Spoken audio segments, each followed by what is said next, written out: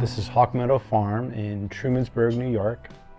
Trumansburg is between Seneca Lake and Cayuga Lake, and our particular location is closer to the midpoint of the two lakes, right below a ridge, a high ridge, which we call the backbone, which is also the Finger Lakes National Forest.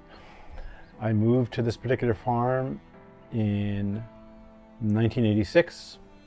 I had been a Cornell student, took a leave of absence, tried my hand at farming. It was the early days of organic agriculture and the commune movement, so we didn't quite know exactly how that would manifest and make a living. And I was also an artist at the time, so I wound up mostly making a living as an artist, but I always farmed a bit. We were running a business called Acorn Designs, which is note cards and journals on recycled paper, and it was really fun because I love artwork as well. But then when nature provided us an opportunity, we had a huge blowdown in our woods, lost hundreds of trees. So when Steve said, "Ann, we can grow shiitake mushrooms on these," it just felt like the right thing to do. So we started our mushroom farm in 2007, I think. And something in me just made me take that more seriously. And I was amazed that the culture was shifting before my eyes, that people in the US were understanding food quality, willing to pay more, and they even knew what shiitakes were, because back in the 1980s, I would say maybe 5% of the people would have even known what a shiitake mushroom was, and now everybody knows. We drill holes into the sapwood, roughly 6 to 8 inches apart in a row. The mycelium travels fairly quickly with the grain, slower against the grain.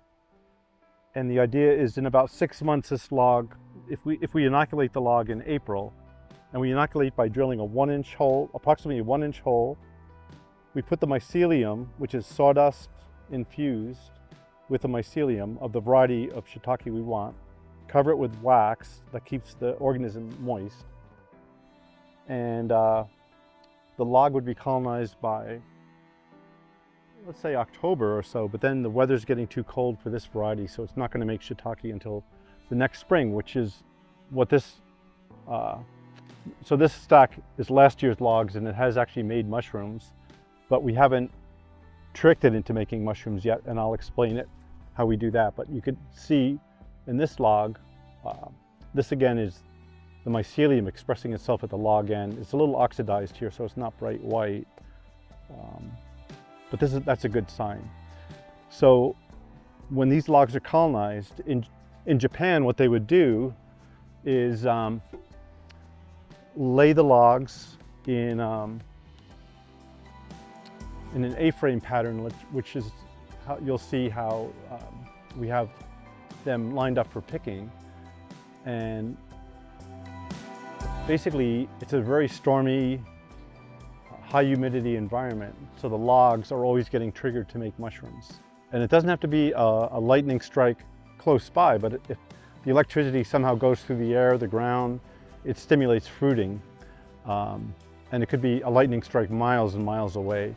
And yeah, just, I would say violent storms really kind of help shiitake naturally produce. We would take mushrooms to the Ithaca Farmers Market. We had a booth there, and people would get so excited about shiitake mushrooms. So it just encouraged us to expand. So we kept expanding. I think we have about 1,200 logs now. Oh, more like 5,000? Okay, 5,000. We do maybe 1,200 a year. And sold to local restaurants in Ithaca. Had a small CSA for a while.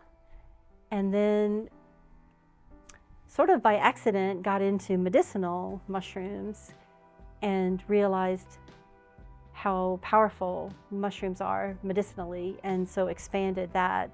We started with, because we were just growing shiitake, making a shiitake tincture, and then we added lion's mane and turkey tail and maitake and reishi and chaga.